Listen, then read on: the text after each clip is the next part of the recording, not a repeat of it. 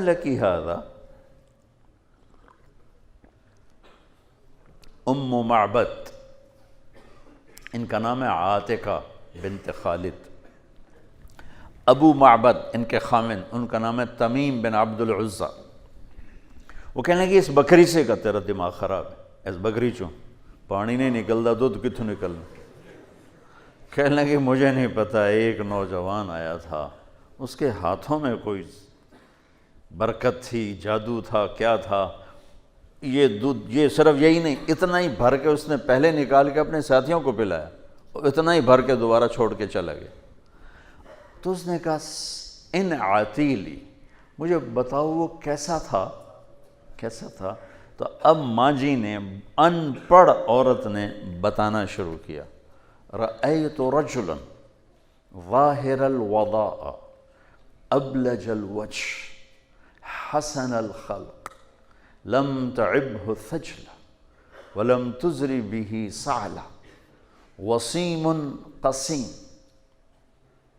أزج أقرن أحور أكحل في عينيه دعج في أشفاره وطف في صوته سحل في لحيته كثافة في عنقه سطع إن سكت فعليه الوقار وإن تكلم فسماه وعلاه البهاء حلو المنطق كأن منطقه خرزات نظم يتحدرن فصل ولا نظر ولا حذر۔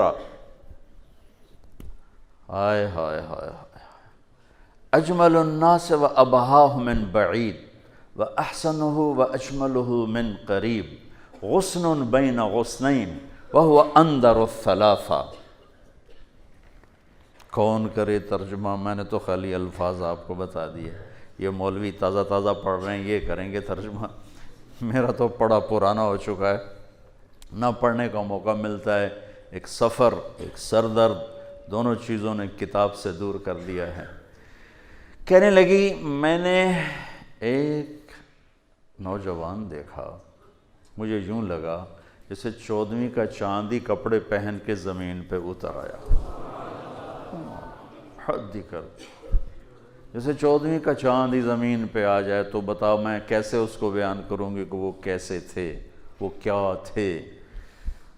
چمکتا چہرہ تھا، ابلج الوجه حسن الخلق، سارا وجود حسن کا پیکر تھا، لم تعبہ ثجلہ، پیٹ نہیں نکلا ہوا تھا۔ کتنے لوگ ہیں آپ سجے پاسے ہوندے پیٹ کھبے پاسے ہوندے، آپ کھبے پاسے ہوندے پیٹ سجے پاسے ہوندے، نہ اٹھن جوگے نہ بن جوگے، تے کھاونا پھر بھی نہیں چھڑ دے، فنا ہی پھیر دیندے۔ او بھائی زندہ رہنے کے لیے کھاتے ہیں، پیٹ بھرنے کے لیے نہیں کھاتے۔